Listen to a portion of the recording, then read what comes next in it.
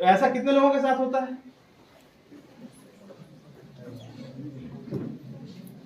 इसीलिए हमें जरूरत है टाइम को मैनेज करने की। हमारे पास जो टाइम है वो 3 घंटे का है और वो क्या है, लिमिटेड है, राइट। गवर्नमेंट ने हमको एक और राहत दी है, अब आपकी जो परीक्षा होती है उसमें 15 मिनट का टाइम एक्स्ट्रा आपको दिया जाता है ताकि आप क्वेश्चन पेपर को पढ़ सकें। इसका बहुत लोग गलत इस्तेमाल करते हैं, लिखना प्रारंभ करते हैं और उनका टाइम जो है फिर भी कम पड़ जाता है। जैसे हम दौड़ के में पार्टिसिपेट करते हैं, कोई अगर आप खेल खेलते हैं और दौड़ का रेस हो रहा है 100 मीटर का, अगर आप गन के फायर करने से पहले दौड़ गए तो आप क्या हो जाते हैं, फाउल हो जाते हैं, है ना। वैसे ही आपको जो समय दिया गया है पढ़ने के लिए उसको पढ़ना चाहिए, ना कि उसमें लिखना शुरू कर देना चाहिए। टाइम इज रनिंग आउट, ये द टाइम मैनेजमेंट स्किल्स है बाय मी आर.के. चौधरी, प्रिंसिपल सजेस पुसौर। आप लोग आगे देखेंगे, बेटा क्लिक करो next. Let's think about it. चलिए कुछ बातों पर विचार करते हैं। You may delay but time will not. देरी कौन करता है? हम करते हैं। You will delay but time will not. समय कभी भी अपना रिजल्ट बताने में देरी बिल्कुल नहीं करता, राइट। समय अपने साथ चल रहा है, उसके साथ हमको क्या करना है, फाइट करना है, उसके साथ हमको कंपीट करना है और उसके साथ हमको चलना है। तो जो देरी होती है वो हमसे होती है, ना कि टाइम से होती है, सबसे पहली बात। Next is procrastination is the thief of time. Procrastination का मतलब होता है लास्ट टाइम रन। आप लोगों ने देखा, इसका सबसे अच्छा उदाहरण है कि आपको एक डेट दी जाती है कि 5 तारीख को आपको ये फॉर्म भर के सबमिट करना लास्ट डेट है।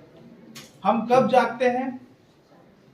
5 तारीख को जब लास्ट डेट होता है उस समय हम फॉर्म भरना चाहते हैं। That is called the procrastination. अंतिम समय में प्रयास करना। तो हमें प्रयास कब करना चाहिए? हर दिन प्रयास करना चाहिए, नियमित प्रयास करना चाहिए। Don't be the thief of time. Procrastination बिल्कुल नहीं करना है, ठीक है। Next, any time means no time. Over confidence, है ना। हिंदी को पढ़ लो, एनी टाइम पढ़ लूंगा सर, कोई दिक्कत नहीं। हिंदी तो बहुत आसान है। इंग्लिश पढ़ लो, एनी टाइम सर, कभी भी हो जाएगा, है ना। अभी मेरे को मैच देखने दीजिए।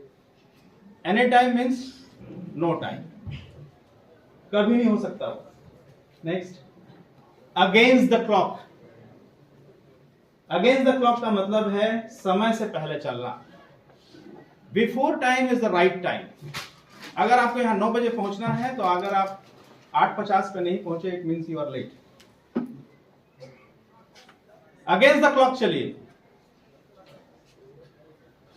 1 टुडे इज वर्थ 2 टुमारोज। आज का जो एक दिन है वो आने वाले कल के 2 दिनों के से ज्यादा अच्छा है, बिकॉज वो कैसा होगा इसकी हमें कोई अनुमान नहीं। Better late than never. और अंत में एक बात भी ये भी है कि शुरुआत कभी भी आप कर सकते हैं, चाहे विलंब क्यों ना हो गया हो। जैसे हम सबको एंट्री दे रहे हैं, आप डिले से आ रहे हैं तो भी हम एंट्री दे रहे हैं। क्यों? Because better late than never. अगर आप नहीं आते तो उससे अच्छा तो थोड़ा सा लेट ही आए। How to plan. अब टाइम को प्लान कैसे करना चाहिए ये हम देखते हैं। Understand how you are currently spending your time and where you are losing it. सबसे पहले यह समझिए कि आप अभी अपना समय या आज के दिनों में अपना समय कैसे स्पेंड कर रहे हैं, कैसे खर्च कर रहे हैं। समय हमारे पास 24 घंटा है, उसमें हम 24 घंटे में हम क्या क्या कर रहे हैं, इसका एक एनालिसिस कीजिए, उसको देखिए कि क्या कर रहे हैं और उसमें फिर आप देखिए कि उसमें से लॉस कितना हो रहा है। लॉस कैसे होता है? जैसे मान लीजिए एंटरटेनमेंट के लिए हमने 2 घंटे बिता दिए तो वो हमारा लॉस हो गया, है ना। तो ये लॉस कैसे कैसे हो रहा है डेली रूटीन में, वो हमको चेकआउट करना चाहिए। Next, set proper goals to measure your progress. आपको एक प्रॉपर गोल बनाना चाहिए। गोल क्या होना चाहिए? 100 में से 100 मार्क्स लाने हैं, ऐसा गोल होना चाहिए क्या? तो क्या गोल होना चाहिए? प्रॉपर गोल क्या होगा? प्रॉपर गोल होगा I have to attempt all the question neat and clean. आपका गोल क्या होगा? मुझे हर प्रश्न को बहुत सफाई से लिखना है, उत्तर को 3 घंटे में लिखना है, ये आपका गोल होना चाहिए, ना कि आप नंबर कितना लाएंगे। हम सब कहते हैं कि आप 90 नंबर लाइए, 98 नंबर लाइए, टॉप 10 में आ जाइए, लेकिन वो हमारा गोल नहीं होना चाहिए। हमारा गोल क्या है? If the question paper ask 23 questions, अगर क्वेश्चन पेपर में 23 क्वेश्चन पूछे गए हैं तो आपको 23 क्वेश्चन के 23 क्वेश्चन को अटेम्प्ट करना है और उनके हर एक के क्वेश्चन नीट एंड क्लीन आपको लिखने हैं। आपका गोल ये होना चाहिए। नंबर कितना मिलेगा that depends on the well work, वो मूल्यांकन कर्ता पर निर्भर करता है। ठीक है। Next is break large projects into smaller actionable tasks. बड़े बड़े प्रोजेक्ट्स, कहने का मतलब यह है कि जो बोर्ड परीक्षा की तैयारी है उसको छोटे छोटे दिनों में बांट लीजिए और उसकी तैयारी कीजिए ताकि आप बड़े टास्क को आसानी से कर सकें। एक साथ गणित की पूरी किताब पढ़ने बैठेंगे तो हो सकता है क्या? नहीं। एक साथ इंग्लिश की पूरी किताब पढ़ने बैठेंगे तो हो सकता है क्या? नहीं। दैट्स व्हाई हम रोज डेली एक रूटीन में पढ़ाई करते हैं अपने स्कूल्स में। Next, be realistic about the time you need to complete a task. एक काम को करने के लिए जितना आपको समय चाहिए वो पूरा वास्तविक समय आप निर्धारित करिए। अगर आपको पढ़ने के लिए किसी भी चीज को, साइंस के किसी थ्योरी को याद करने के लिए आधा घंटा लग रहा है तो अपने टाइम टेबल में आधा घंटा का समय आप जरूर रखिए। ऐसा नहीं कि उसको मैं 15 मिनट में कर लूंगा या 2 घंटे में करूंगा। रियलिस्टिक होना बहुत जरूरी है कि आपकी क्या क्षमता है, आप कितनी देर तक उसको याद कर पाएंगे या कितनी देर में उसको एक्सरसाइज कर पाएंगे, ये आप समझिए। Next, take breaks at right times. Break बहुत जरूरी है और इसको सही समय पर लेना बहुत जरूरी है ना। पढ़ने बैठे 15 मिनट के बाद बोर लग गया, ब्रेक लेता हूं, 15 मिनट के उठ के गए और पता चला 1 घंटे बाद वापस आ रहे हैं, है ना, या फिर वापस ही नहीं आए। तो ब्रेक का भी एक रूटीन होना चाहिए कि आप कब ब्रेक लेंगे, अदरवाइज आप टाइम को मैनेज नहीं कर पाएंगे। Next, remove distractions. ये बहुत जरूरी है। डिस्ट्रैक्शन का मतलब होता है ऐसी चीजें जो आपको अट्रैक्ट करती हैं और उनको हमको दूर करना है। कौन कौन सी ऐसी चीजें हैं आप भली भांति जानते हैं, जैसे कि social media, mobile, TV, movies, parties, ceremonies, marriage ceremonies, बहुत सारी चीजें ऐसी हैं। 2 महीने के लिए इनको आपको क्या करना है? अवॉइड करना है, केवल 2 महीने के लिए। कौन से 2 महीने? फरवरी एंड मार्च, है ना। और हमारे साथ तकलीफ इस बात की होती है कि हम जो है ये हमारे साथ तकलीफ ये है कि जो फरवरी और मार्च होता है इसी में बहुत सारी चीजें सेलिब्रेशन के लिए आती है। जैसे होली आ जाता है परीक्षा का टाइम पे, जैसे बहुत सारी शादियां हमारे घरों में हो जाती हैं, है ना। तो हमको इसको डिस्ट्रैक्शन जो हमारा है उसको हमको क्या करना है? अवॉइड करना है। And how we will avoid it? We will see it in avoid multitasking. Sir ने भी बताया, पहले चौधरी सर ने भी बताया कि मल्टीटास्किंग आपको काम नहीं करना है। You don't need to do multitask. Like आप इधर पढ़ाई कर रहे हैं फिर उधर से घर का हाउस होल्ड की थिंग्स भी करना चाहते हैं, ऐसा चीज नहीं करिए। कॉन्सेंट्रेट होके एक समय में एक काम करना हमको बहुत जरूरी है, नहीं तो हमारा ओके। तो ये सारी चीजें थी। अब management of board exams, time management in board exams में कैसे करेंगे, मैं सीधे पॉइंट पे आता हूँ। टाइम मैनेजमेंट बहुत सारी चीजें होती हैं, अलग अलग जगहों पे अलग अलग तरीके से टाइम मैनेजमेंट के प्रेजेंटेशन दिए जाते हैं, लेकिन हमारा मेन फोकस जो है बोर्ड एग्जाम पर है। तो हम बोर्ड एग्जाम्स में टाइम को कैसे मैनेज करेंगे? First is month plan. एक मंथ प्लान आपको बनाना चाहिए। कैसे बनाएंगे हम आप देखेंगे। नेक्स्ट है डेली रूटीन प्लान। आपको एक डेली रूटीन प्लान भी बनाना चाहिए और इसको स्ट्रिक्टली फॉलो करना चाहिए। आप बिल्कुल अपना जो प्लान बनाएंगे उसको बहुत गंभीरता से पालन करें उसका। Next is exam duration plan. ये 3 प्लान पर हमारा टाइम मैनेजमेंट डिपेंड है। आप जब एग्जाम देने जाएंगे तब आपका समय का प्रबंधन कैसा होगा, समझ रहे हैं ना। 3 प्लान में मंथ प्लान है, जैसे कि हमारा फरवरी का कैलेंडर आप देख रहे हैं। इस कैलेंडर में आप देख रहे हैं कि आज कौन सी तारीख है? 3 तारीख है। और परीक्षा हमारी कब है? 1 मार्च से है। 10वीं और 12वीं अगर मिला दें तो टाइम टेबल शुरू होता है 1 मार्च से। तो ये जो बीच के दिन है हमारे 4 तारीख से लेकर के 29 तारीख तक, ये हमारे डेट्स हमारे पास बचते हैं, है ना। अगर हम इसको देखें तो ये 23 दिन होता है, 23 डेज। कितने दिन होते हैं? 23 दिन। 23 दिन में हमें एक पूरी प्लानिंग करनी है। क्लिक करो तो देखिए 26 दिनों में 23 दिन हमारे पास बचते हैं। 3 दिन हमने 27, 28 और 29 जो है फर्स्ट पेपर की प्रिपरेशन के लिए छोड़ दिया। फर्स्ट पेपर का प्रिपरेशन करना है 3 दिन में, तो हमने वो छोड़ दिया।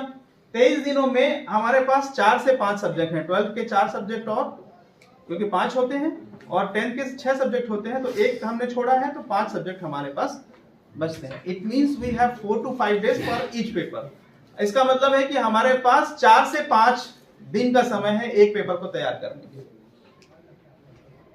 है ना। आप लोग एग्री करते हैं पॉइंट से? ठीक। तो अब हमें क्या करना है कि we can make a proper schedule of every day for the subject और अल्टरनेट डेज ऑफ सब्जेक्ट्स। 2 तरीके से आप अपना मॉड्यूल बना सकते हैं या आप शेड्यूल बना सकते हैं कि आप जो है या तो हर एक सब्जेक्ट को हर दिन पढ़िए या एक्सरसाइज कीजिए, या फिर अल्टरनेट डेज में आप एक एक सब्जेक्ट को पढ़ते जाइए। अल्टरनेट मतलब कहने का मतलब क्या है कि एक दिन आपने हिंदी पढ़ा तो दूसरे दिन आप इंग्लिश पढ़िए, तीसरे दिन आप मैथ्स पढ़िए। एक्सरसाइज आपको हर दिन इस तरीके से करना चाहिए, या फिर हर दिन में ऐसा समय निकालना चाहिए कि हर एक सब्जेक्ट आप पढ़ सकें। ठीक है, जो भी आपको कन्वीनियंट लगता है उसके हिसाब से आप प्लान करिएगा। मैंने एक मॉडल मंथ प्लान आपको यहां पर दिया है, ये आप देख सकते हैं कि 4 फरवरी से 29 फेब तक हम इस तरह से एक पढ़ाई कर सकते हैं। जैसे paper 3rd of 10th, x का मतलब है वहां पर 10, आपने 4 फरवरी को पेपर 3rd की तैयारी की। तैयारी कैसे करेंगे? पेपर 3rd कौन सा है आप लोगों का? 10th का मैथ्स है। तो पेपर 3rd आप मैथ्स का तैयारी करेंगे। आप उसमें एक क्वेश्चन पेपर उस दिन सॉल्व करेंगे। क्या करेंगे? एक क्वेश्चन पेपर उस दिन सॉल्व करेंगे 3 घंटा बैठ के। तैयारी से मेरा मतलब है क्वेश्चन पेपर सॉल्व करना। अब आपके पास थ्योरी पढ़ने का समय नहीं है। The knowledge what ever you have gain, आपने जितना भी नॉलेज ले लिया है उसी नॉलेज पर आपको एक्सरसाइज करना है, ना कि आप डाउट पूछने जाएंगे कि सर मेरे को ये चैप्टर समझ में नहीं आ रहा, ये चैप्टर समझ में नहीं आ रहा, ये चैप्टर समझ में नहीं आ रहा। It will create more confusion, आपके अंदर बहुत सारा कंफ्यूजन भर देगा, है ना। तो आपको हर दिन क्या करना है? एक्सरसाइज करना है। पेपर 4th of 12th, चौथा पेपर जो आपका है वो आप कर सकते हैं। इस तरह से 3rd पेपर से हमने स्टार्ट किया, 5th पेपर चले गए, 4th paper, 2nd paper, first paper हम कहां करेंगे? 27, 28, 29 को। और इसी को रिपीट करते जाना है हमको हर दिन में। ठीक है, तो प्रिपरेशन का मूल मंत्र है कि आप क्वेश्चन पेपर सॉल्व कीजिए, ना कि थ्योरी याद कीजिए। थ्योरी याद करने के लिए भी समय है। अब यह डेली रूटीन में हम देखेंगे कि हम थ्योरी कैसे याद करेंगे, प्रैक्टिस कब करेंगे, ये सारी चीजें देखेंगे। ये क्लियर हो गया आप लोगों को मंथली प्लान? आप भी बना सकते हैं। मैंने कहा जैसे इसमें अल्टरनेट डेज का हमने इस्तेमाल किया है, आप एक ही दिन में भी प्लान बना सकते हैं। तो आपके ऊपर डिपेंड करता है, आप घर जाकर के एक प्लान जरूर बनाइए। ठीक है, अदरवाइज आप पढ़ाई नहीं कर पाएंगे, आपको सफल हो जाएगा, आप क्या पढ़े समझ में नहीं आएगा। नेक्स्ट करिए सर। डेली रूटीन प्लान, जो दिनचर्या है आपकी वो किस तरीके से होगी। दिनचर्या में सबसे ज्यादा जरूरी क्या चीज होता है मालूम है आप लोगों को? हमारी 24 घंटे की जर्नी है उसमें सबसे ज्यादा इंपॉर्टेंट चीज क्या है? काम करना सबसे ज्यादा इंपॉर्टेंट है, लेकिन उससे भी ज्यादा इंपॉर्टेंट है रेस्ट करना, है ना। 24 घंटे अगर आपकी बॉडी जो है काम करेगी तो बॉडी में एक अननेसेसरी स्ट्रेस होगा, बीमारियां होंगी, बहुत सारी चीजें हो जाएंगी। तो the sleep is the bless from God to all of us. जो नींद है वो भगवान की तरफ से हमको एक आशीर्वाद के रूप में मिला है, जो आप सब के लिए एक एनर्जाइज करने का काम करता है। वो एक ब्रेक है, तो उस ब्रेक का हमको सही इस्तेमाल करना है। आपका जो अभी मैं नहीं जानता कि आप सबका डेली जो वेकअप टाइम है वो कितना है, बट एक आइडियलिस्टिक टाइम मैंने यहाँ पर दिया हुआ है कि 5 से 5:30 बजे का जो समय है वो आपके उठ जाने का होना चाहिए, या you will get fresh, brush and all the things. आप ये सब जो है इस आधे घंटे में आपको कर लेने चाहिए। और 5:30 से 6:30 का जो समय है वो आपको revision study of yesterday night's lesson, आपने जो पिछली रात को क्या पढ़ा था वो राइटिंग में, रिटन फॉर्म में आपको करना चाहिए। ये समय जो होता है इसमें सबसे ज्यादा जो हमारा कंसंट्रेशन लेवल होता है सबसे ज्यादा होता है। हम अपने मस्तिष्क को एकाग्र बहुत ज्यादा कर सकते हैं। तो इस टाइम को हमें इस्तेमाल करना चाहिए मेमोरी को मेमोराइज करने के लिए, कि हमने कल रात को जो पढ़ा था वो हमें याद है कि नहीं है। ठीक है ना। कई लोग आप कह सकते हैं कि सर हमें तो 4 बजे उठने के लिए कहा जाता है और सुबह उठने के लिए अर्ली सुबह उठने का। मैंने कहा ना, नींद प्रॉपर 6 घंटे की होनी चाहिए। इसलिए आप टाइम ऐसा बनाइए कि आपके पास हर चीज के लिए टाइम हो। 6:30 से 7 बजे का जो टाइम है आधे घंटे का, that is for morning walk, yoga, meditation and study revision. यहां पर आपको छोटे छोटे पॉइंट्स को पढ़ने चाहिए, मेडिटेशन करना चाहिए। जैसे बैठ के आप योगा करते हैं तो आप जनरली देखेंगे कि आपको मंत्र बताए जाते हैं कि इन मंत्रों को उच्चारण करना चाहिए योगा में। जैसे ओम का उच्चारण करना चाहिए या किसी और चीज का मनन करना चाहिए, भगवान का मनन करना चाहिए, ऐसा कहा जाता है ना योगा में। आप उसमें सिर्फ अपने टैक्टिक्स का मनन करिए। जैसे मान लीजिए मैथ्स के फार्मूले हैं, आप आंख बंद करिए, योगा करिए, प्राणायाम करिए और मैथ्स के फार्मूले अपने दिमाग में याद करिए। बोलने की जरूरत नहीं है, सिर्फ आपको मेमोराइज करना है कि व्हाट इज, मतलब परिधि का सूत्र क्या होता है, वृत्त की परिधि का सूत्र क्या होता है। हाँ, ये मनन करना है ताकि आपको याद रहे। नेक्स्ट 7 से 7:30 का जो समय है वो ब्रेकफास्ट का है। ब्रेकफास्ट करिए आप जैसा ब्रेकफास्ट लेते हैं वैसा करिए। मैं नहीं कह रहा कि आपको आमंड लेने चाहिए, क्या ड्राई फ्रूट्स लेने चाहिए, ऐसा नहीं। आपके घर में जो डेली ब्रेकफास्ट बनता है दैट इज सफिशिएंट, आपको हर चीज वो देगा, आप उसी को करिए जैसा भी आप ब्रेकफास्ट करते हैं। ठीक है। 7:30 से 8 बजे, 8:30 बजे का समय एक सब्जेक्ट को पढ़ने का होना चाहिए 1 घंटे का। और इस 1 घंटे में 1 घंटा आपको पढ़ने बैठना है, मीन्स बैठना है। आप ब्रेक 1 घंटे के बाद ही लेंगे। अदरवाइज क्या होगा कि मैंने जैसा कहा, आप 15 मिनट में ब्रेक लिए तो फिर 1 घंटा के बाद वापस आए तो आपको पता नहीं चल पाएगा कि बाहर जाके आपने क्या किया, और आपकी पढ़ाई जो है वहां रह जाएगी। 8:30 to 9:30 is for bath and getting ready for school. 10 बजे से 5 बजे का समय मैंने स्कूल के लिए रखा है। जनरली हमारे जो स्कूल्स हैं वो 10 से 5 रन करते हैं, 4:30 बजे तक रन करता है। वहां से आप रिटर्न होते हैं, घर आते हैं। तो 10 से 5 का टाइम मैंने इसमें कुछ नहीं दिया है कि आप क्या करेंगे, बट आपके स्कूल में जो हो रहा है वो भी आपके ज्यादा से ज्यादा पढ़ाई से संबंधित होना चाहिए, राइट। फिर उसके बाद आप 5 बजे आ जाएं वापस टी एंड स्नैक्स के लिए। 5:30 से 6:30 बजे का जो समय है गेम्स और स्पोर्ट्स का है। छोटा मोटा गेम्स आप खेल सकते हैं, छोटा, ताकि आपकी बॉडी को रिलैक्सेशन मिले। 6:30 से 7:30 बजे का जो समय है एक और सब्जेक्ट पढ़ने का है। 7:30 से 8:30 बजे के बीच आप डिनर कर लें, और 8:30 से 10 के बीच आप एक और स्टडी करिए जो राइटिंग प्रैक्टिस बेस्ड होना चाहिए। और यहां पर आपको एक चीज का ध्यान रखना चाहिए कि एक क्वेश्चन पेपर सॉल्व करना है। अब एक क्वेश्चन पेपर का मतलब 3 घंटे का होता है, तो 3 घंटे आपके पास नहीं है, आप आधे घंटे का क्वेश्चन पेपर उसको बना सकते हैं।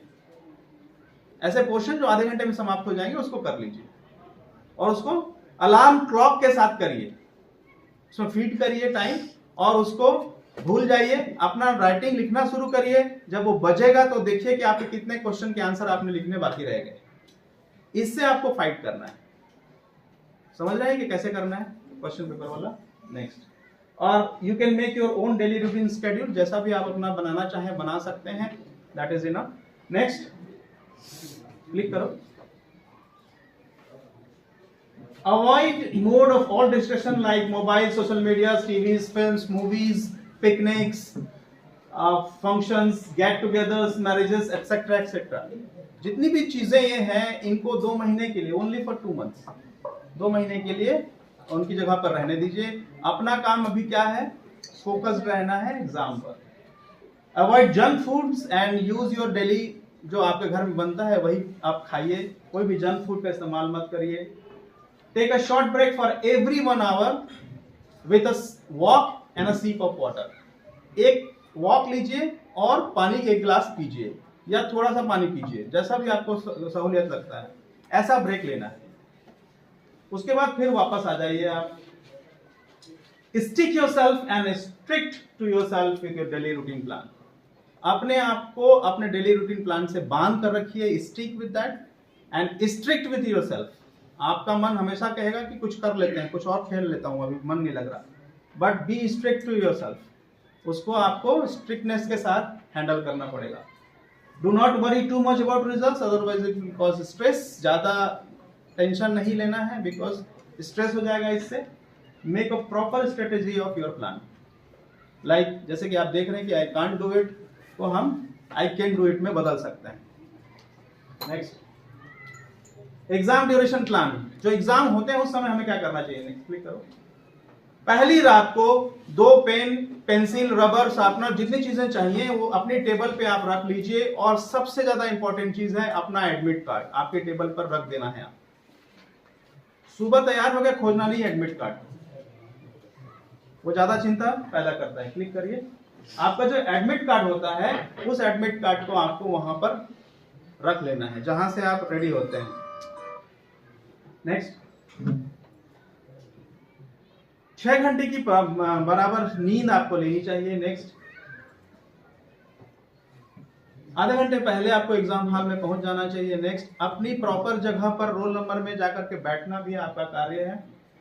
और नेक्स्ट है कि 15 मिनट जो आपको दिए जाते हैं पढ़ने के लिए, उसमें पूरा क्वेश्चन पेपर पढ़िए और स्ट्रेटेजी बनाइए कि कैसे आप क्वेश्चन पेपर को हल करेंगे। क्लिक करो और क्लिक करो।